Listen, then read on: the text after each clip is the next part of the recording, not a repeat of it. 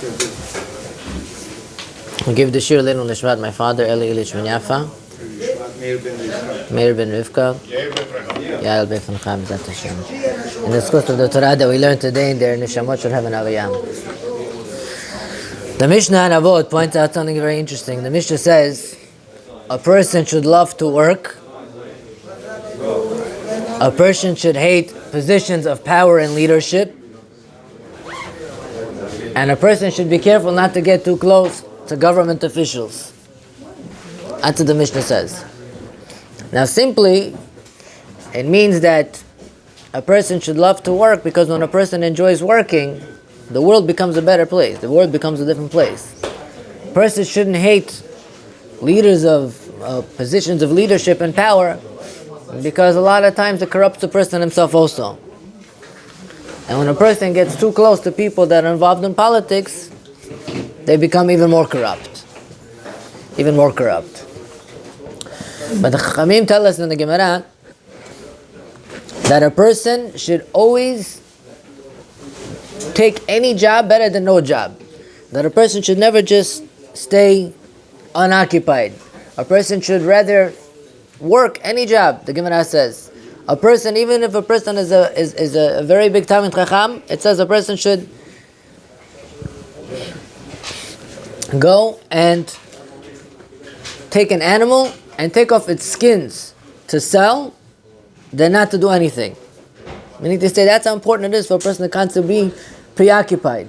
And it says over here that it's also better to work and have your own source of parnasa than to take a position of being a rabbi. Chazal tell us.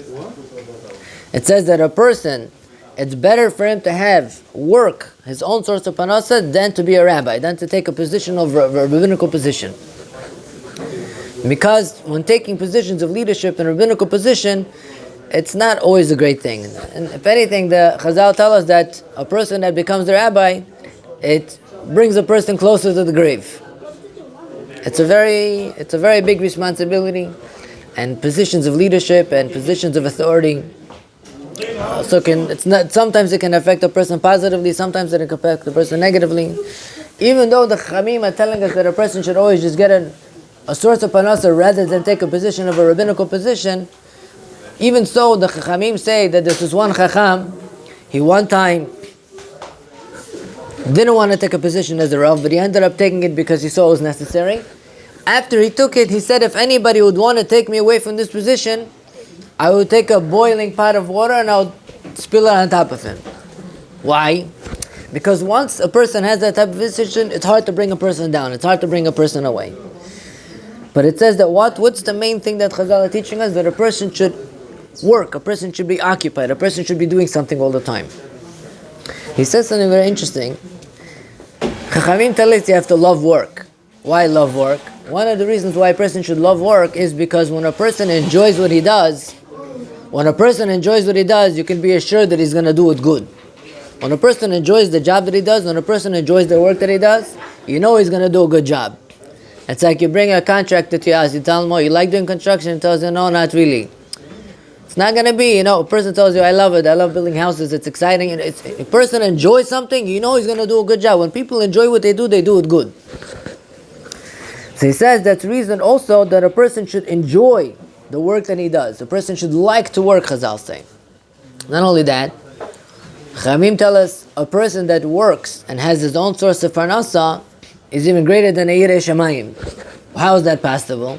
A Yirei Shamayim is the big madrega. There's a few perushim. We'll mention a few of them now. One perush is because when a person it says a person that enjoys what he does, a person that enjoys the work that he does, such a person has a very strong sense of simcha. Such a person is happy in life. And when a person is happy with what he does, a person is happy serving Hashem. And serving Hashem b'simcha is greater than a person that's Yirei Shamayim than serving Hashem b'yira. And if people work but they don't enjoy what they do, it has a very negative effect on a person. Not always are they too happy, let's call it like that. The Pnei Yeshua says a different reason why it's better always to be occupied and to be somebody that's working, because when a person has his own source of parnasa, he doesn't have to rely on anybody. Like the Chachamim tell us, soneh matanot yichiem. A person that hates gifts is a person that's going to live. Why? Because a person starts to take from people. When a person starts to become dependent on people, he loses his own self-dependency. And Chamim tell us a person that looks to somebody else for the source of his life is not a life. Chamim tell us. So therefore it's important for every single person to create his own source of parnasa rather than to rely on other people. A person should always have his own source, the Chamim tell us. A person shouldn't rely on anybody else for anything. Not only that, the Rambam writes that a person should dislike inactivity. The Rambam writes a person should dislike tranquility. A person shouldn't look not to do anything. A person shouldn't look just to be idle. A person should like to be involved. A person should like to be working and to changing the world and to affecting the whole entire world by what he's doing. He says something very interesting. He says over here that there was once a emperor, Hadrian. He saw an old man. The guy is like 100 years old. And he's digging the ground. And the emperor tells him, "You're such an old man," he tells him. "What are you digging for?" He tells him, "What, you think you're going to enjoy from the tree that you're planting? Who says you're even going to live to eat from the fruits that you're planting?" Not only that, he says in life, you have to work when you're young. Because when you work when you're old, it's really not the same. If you don't have anything to save up when you're young, forget about your old age. The old man told him, "Look, if I live to enjoy what I plant, good, I'll enjoy it. If not, then the generation after me will enjoy it. Just like the generation before us did things for us to enjoy." So he said, either or it's good. So the emperor tells them, if you live to eat the fruits of these trees that you're planting, come to me, I want to speak to you. A few years later, this man is already past 100 years old. The tree grew, the figs grew. He took the figs of the tree, he went to the emperor, and he told him who he was. And he looked at him and he was so impressed by this individual. He took out all the figs from this basket and he filled it with gold coins. And they looked at, one of the advisors looked at the king and said, "Why giving kavod to an old Jewish guy? What do you need him for?" He tells him, if Hashem gives him such kavod, that He gives him such a long life, I should not give him kavod. He respected him because he saw that Hashem respected him. Derech Agav, as a side thing, in that same Gemara, it says there was this one greedy lady, very mean, greedy lady.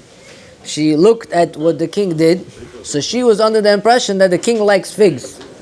She told her husband, "What are you doing at home? You're not doing anything. Go out there, figure out a way to make some money.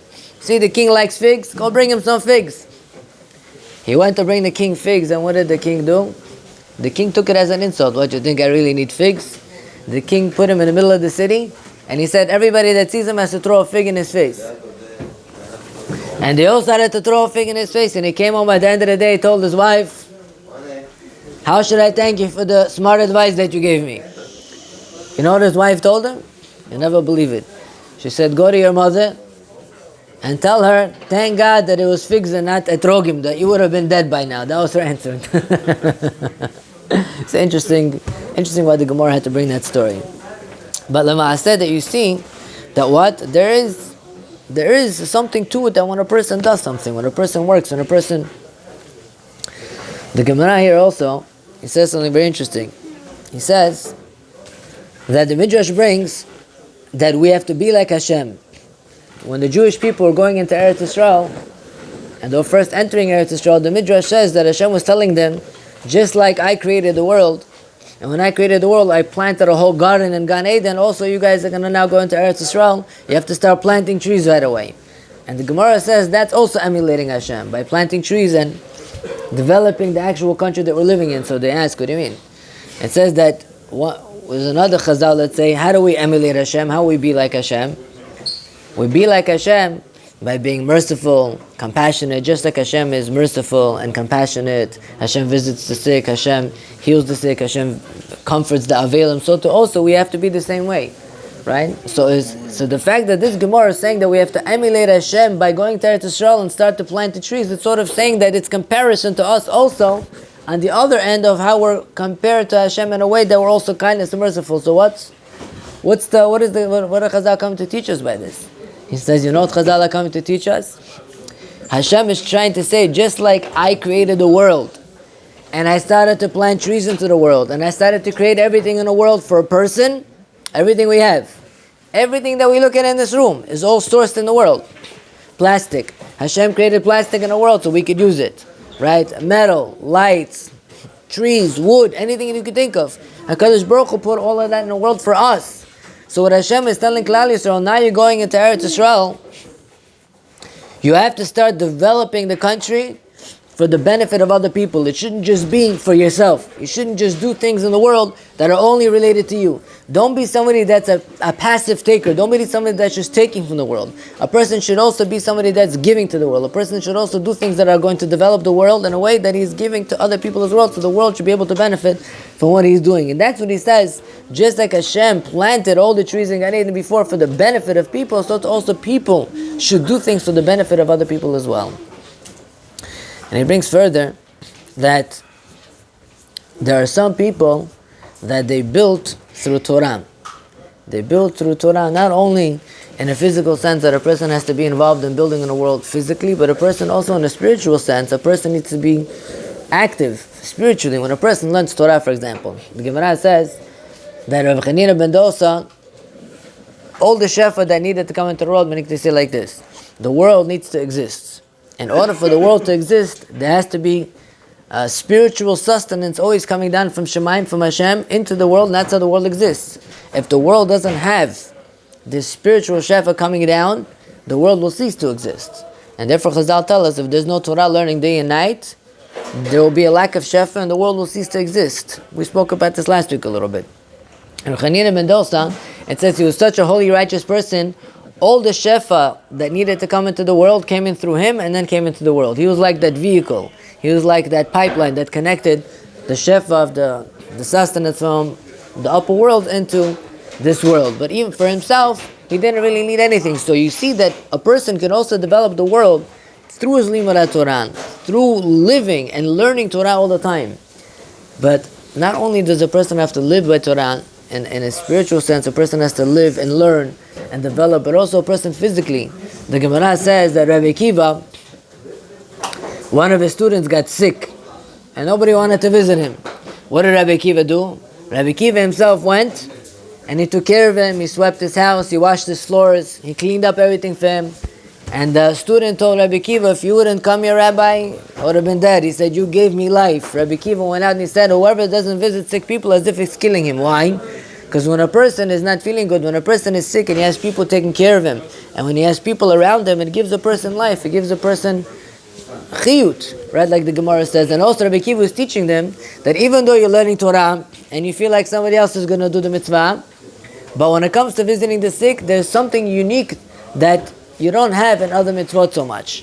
That every single person that visits this person is not like the other person. You cannot say, I'm busy, let somebody else is going to do it, because everybody that visits this person is something else that this person cannot receive from anybody else. And that's what Rabbi Akiva is trying to teach them as well.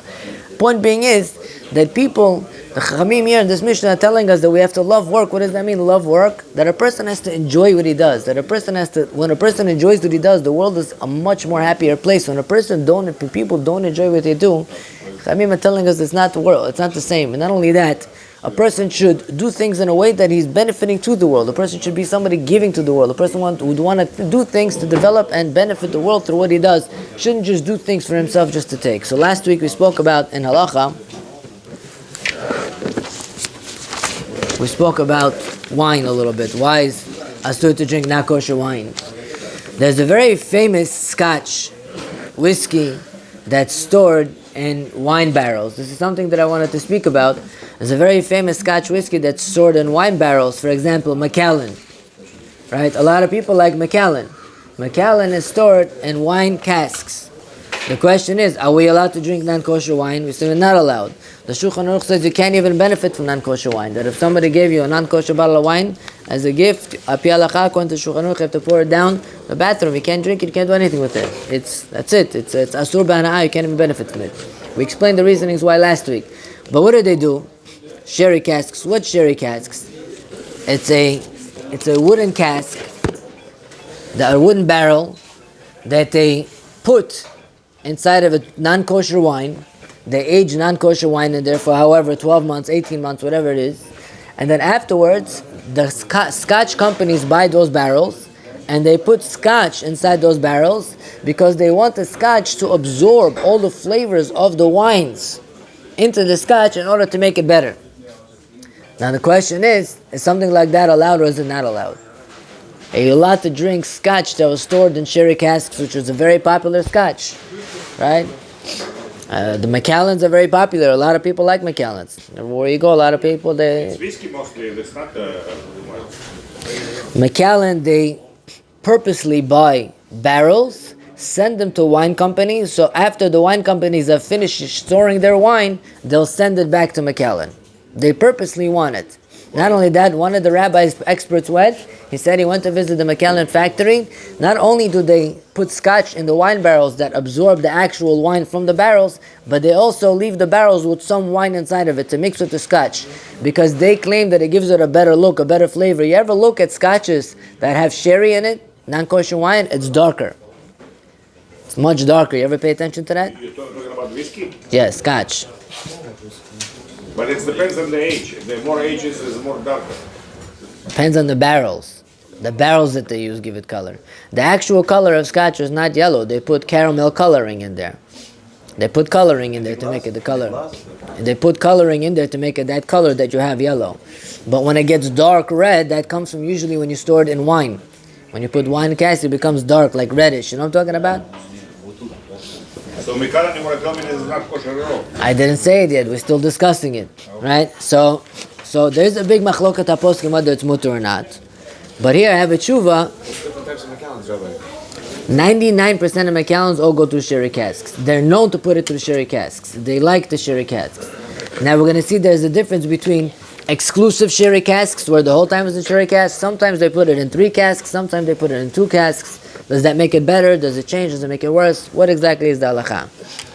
So he says over here that this shaila this question was discussed already for a long time. And Rav Yitzchak Yosef has a tshuva here that he's going to go through. Now I'm going to read piece by piece, and I'm going to explain the concepts of how he came to his answer. Rav Yitzchak Yosef wants to say it's mutar, but we have to understand why it's mutar. And he's going to go through every step of it, and he's going to explain the concepts, which I think are important concepts for us to know. He's going to speak about Itzur Mevat L'Chatchila, and so on and so forth. He says over here like this. The Shulchan Aruch says that a person has to be very careful when he's buying alcohol, beverages, or beverages that are made out of honey, that goyim make, to make sure that they don't put any wine inside, sediments of wine. They used to take the sediments of wine. Anytime you make wine, there's always sediments all the way on the bottom. Everybody who makes wine knows this. So they used to take those sediments and they used to put it inside their alcoholic beverages, or inside of beverages to make it, or in their honey that they used to make. So the Shulchan Aruch says that whenever you buy alcohol from the goyim, you have to make sure that they don't put any sediments of wine in there. That's what the Shulchan Aruch says. And the Ramah over there says that if you know that they put sediments of wine inside this alcohol, it's usher to buy from it, and not unless you have in the alcohol 60 times against the sediments. Now, who knows this concept of shishim, of 60, right? There's something called bitul iser.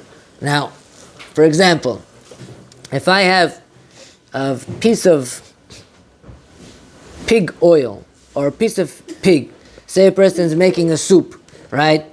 And a little piece of non-kosher meat fell inside the soup. You're not going to be able to find it. It blends in with everything there, right? Now, is the soup mutar or not mutar? Batel b'shishim. Maybe you have to make sure it's batel b'shishim. What do you have to do? You have to make sure that in the soup that you have 60 times the amount of the little piece of pig that fell in there. So if you have 60 times the amount, it nullifies the actual piece of pig that went in there. For example, you're cooking a pot of, say, oshpelo, right? And now suddenly, your kid is 1 year old with a baby bottle, right? Comes and spritz a little bit milk inside over there, right? She wants to add to the ingredients, or he wants to add to the ingredients. You see everybody putting something inside, you want to put something inside too, right? You stopped it right away, now you don't know. You looked at the bottle at 4 ounces, now the bottle has 3 ounces. This kid put an ounce of milk inside the oshpelo. Is the osh pelo mutar or asur? No, it depends. I can't always be mutar. You have to know if it's batel b'shishim. It's not always batel b'shishim. If it's full amount of clothes. Yes, you have to see. You have to evaluate Tabashimi in liquid or in? everything. You take a combination of the whole osh pelo, and you see if you have 60 times more than the actual ounce. Do you have 60 ounces of osh pelo in here that'll nullify that 1 ounce of milk that went inside over there? So you need to mevatel it b'shishim. It needs to be batel b'shishim, right? So in the Shemarim, he says over here also that if you have the sediments of wine that they put inside this alcohol drink, the Ramah says it needs to be batel b'shishim. But he says it's only batel b'shishim if they don't put it in there for flavor. But if something is put into a food or a drink to give it flavor, and you could taste the flavor, it's never batel. It's never batel. As long as it's impossible to. as long as you could taste it, the bitul b'shishim doesn't work. Bitul b'shishim means we evaluate that generally anything that's in 60 is already batel and you cannot taste it. But if you could still taste whatever fell in there, even if it's 1,000, it's still usher. So he says, based on this, when they put the whiskey in the wine casks, they put it in there for flavor. And experts are telling you that they could taste it. Rav Orbach, which is one of the biggest kashrus experts, once told me he doesn't understand how somebody could say sherry casks are mutter. I said, why? He says the experts could drink the scotch and tell you what wine was used inside the scotch.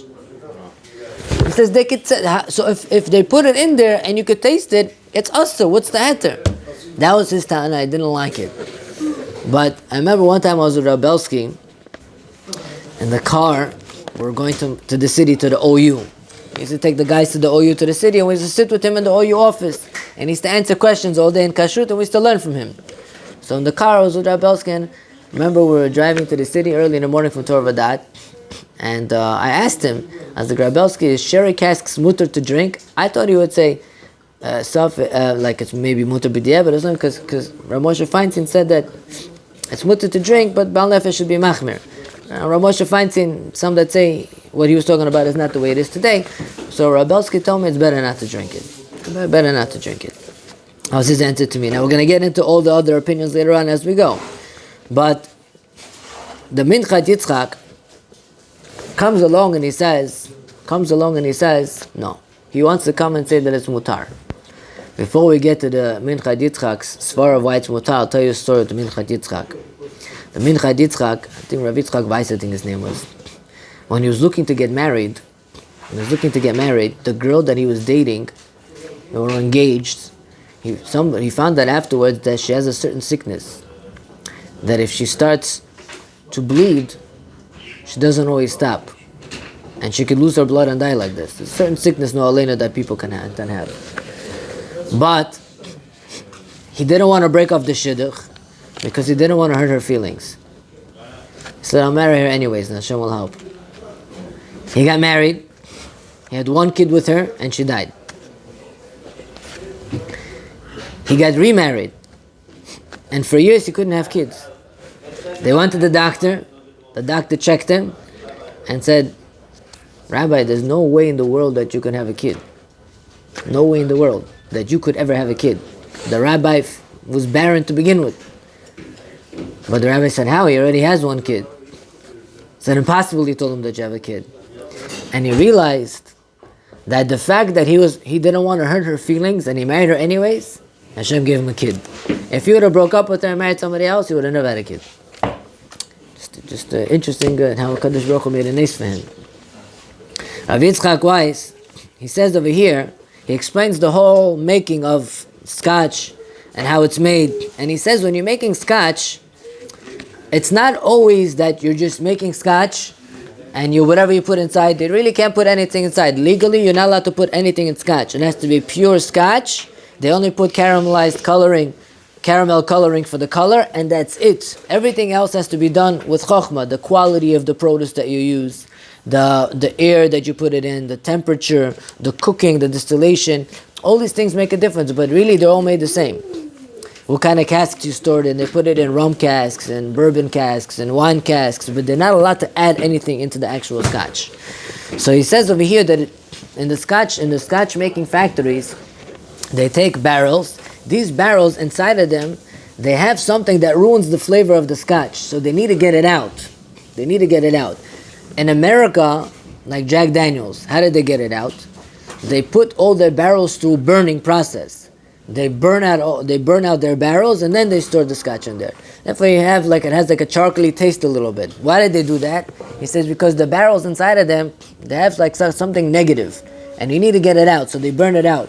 He says here, the wine that was previously stored in these barrels, they take out all those bad flavors. So the next time around that you store the scotch, it gets only the good flavors of the barrels. That's one thing that he says.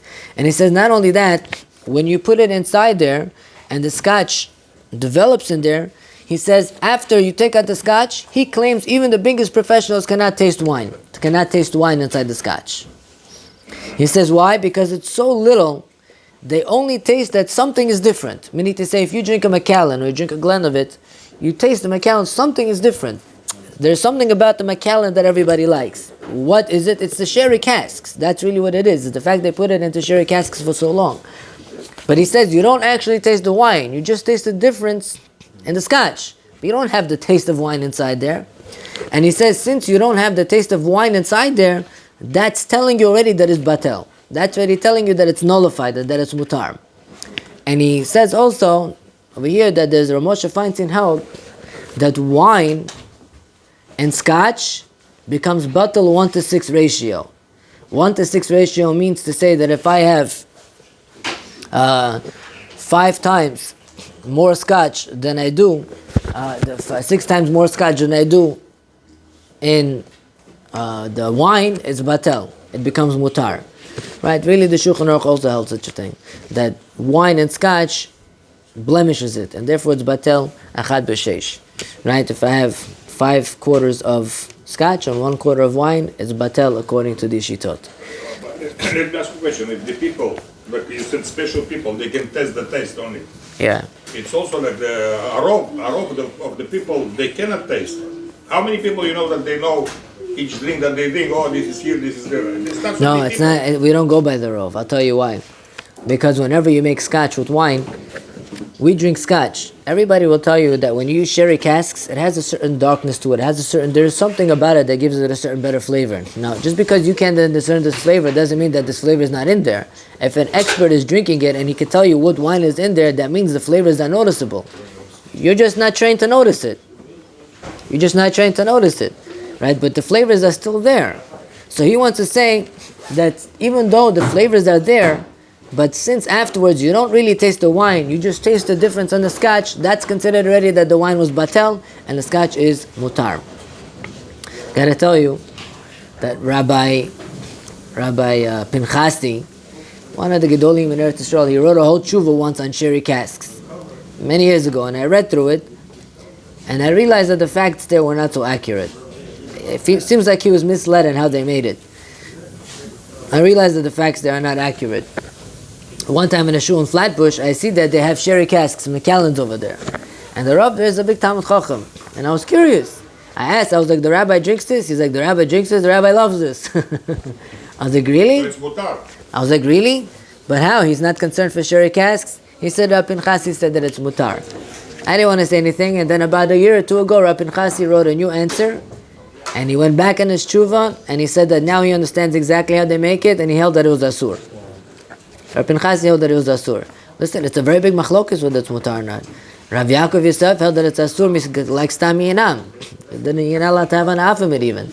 Not everybody matters it. It's a big machlokes. Some say yes, some say no. It's not a clear-cut answer. So according to those Muslims, you're not even allowed to own it. Right. Wow. I'll tell you, the ratios of Macallans are sometimes even 20% of wine. Because they want wine in there.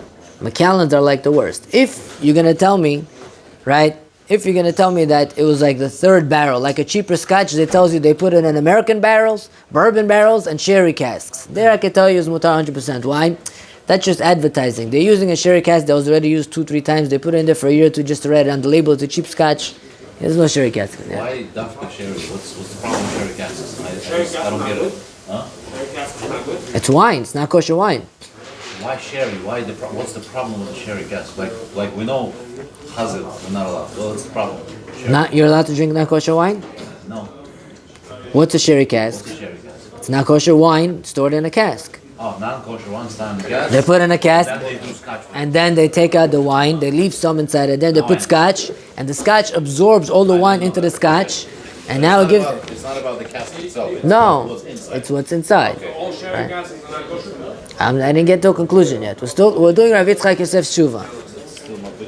Right? Okay. Rav Yitzchak Yosef says over here something very interesting. Right? He says over here that anytime you feel a flavor, it's asur. But if you don't feel the flavor, it's mutar. And therefore, he says over here that something like wine is not something that you're going to feel the flavor. Even though it's going to taste a little bit differently, it's not enough to make it asur. And therefore, he says the fact that they put it in for flavors is not going to make it asur. Why? Because there's so much scotch in there that the flavors of the wine are already nullified. You don't taste any wine. You can only taste something different in the scotch. And he says even the experts can't always discern what it is. And therefore he says it's mutar. Therefore he says that aspect of is the isser batel or not, he says it's batel. Now you come to another question. What's the other question that we have to address? Is it mutar to drink something that has something asur inside that it became batel?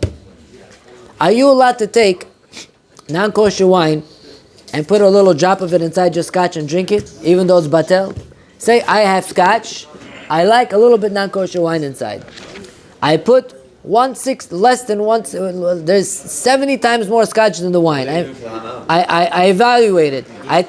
I take 70 ounces. I take 70 ounces of scotch. I put 1 ounce of wine. It's batel b'shishim. I just like the way it looks better like this, right? It's batel b'shishim. Am I allowed to do that? No. Feel the taste. No. You're never allowed to be mevatel isser. If I take a pot of soup, right? I take a little drop of milk and I pour it in, right? It's batel. It's for sure batel, right? A little drop. If I have 60 times more in the soup than this milk, it's batel. The soup is mutar. Now, if it happened, I'll tell you it's mutar. But to do it lichatchila, it's asur. And not only that, Chachamim said that if you mevatel ister, if you do it purposely, it's asur. They told you it's asur. Only if it already happened, it's mutar. But lichatchila, you're not allowed to. So the question is, okay, we're going to tell you the wine is batel inside the scotch. But what about the iser of ein mevatel and iser lechatchila? You know that there's iser that's batel in the scotch. Now you're going to buy it. But right now you're buying something that has iser that became batel. So right now it's lechatchila for you. Who says you're allowed to buy it? If it happened, you're right. I'll tell you it's mutar. But lechatchila to go buy such a thing, how could you say it's mutar? So there's a very interesting chiddush, which based on this chiddush, you will find that Very difficult. there's a halacha here that says en mevatlan isr lechatchila, that if I took something asur and I made it batel, it's asur for me, and I'm not allowed to do it. It's only if it happened. Only applies to a Jew. But if a goy took an isr, and he was mevatel it, and now it's batel, and the rest of everything is mutar. For example, if a goy took a gallon of honey, and he put 2 drops of wine inside, right? And it's batel in 100, and you don't taste it. Now, if I would do that, it would be asr for me to eat the honey. I'm not allowed to batel isser.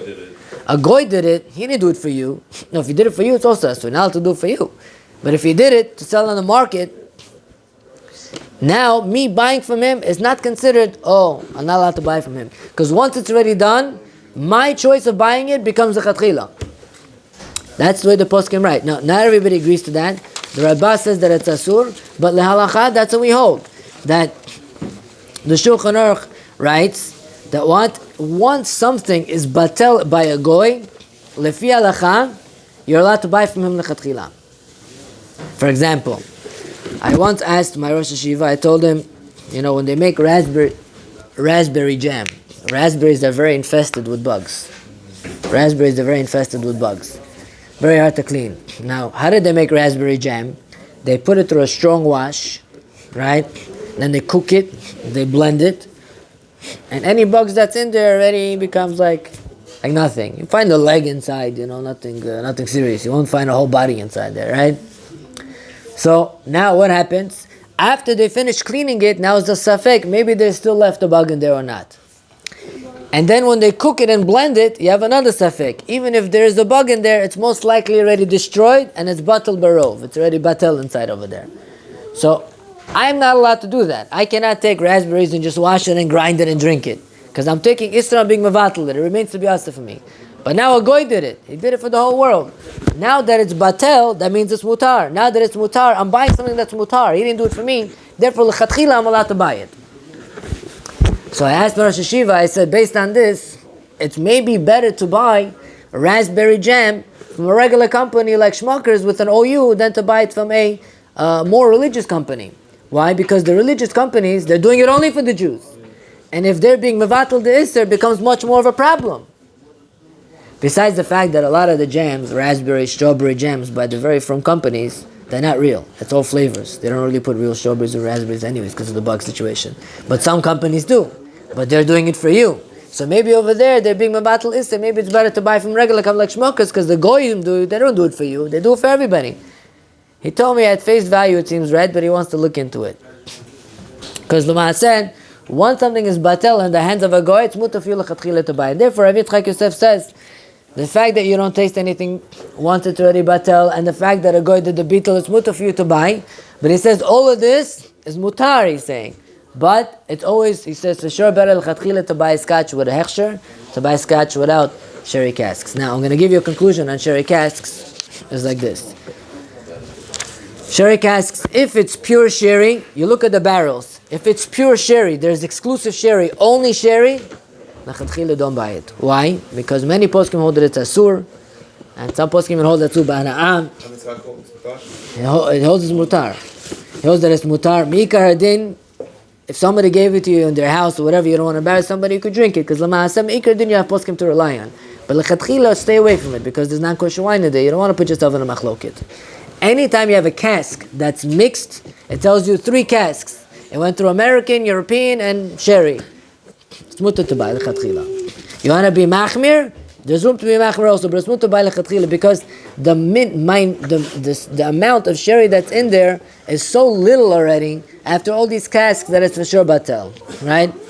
So if it has no sherry, l'chatchila you could buy. If it's a mixture of barrels with sherry, it's also l'chatchila, but it's not muhudar. Right? But if it's pure sherry, b'diavad it's mutar, I cannot tell you that it's asur. L'zakanani v'nebishameh. Tzakadosh Baruch Hu tzakol tzedek fika chabar antonom tzot shemar adonach hafetz man tzedko yagdil Torah v'yadir.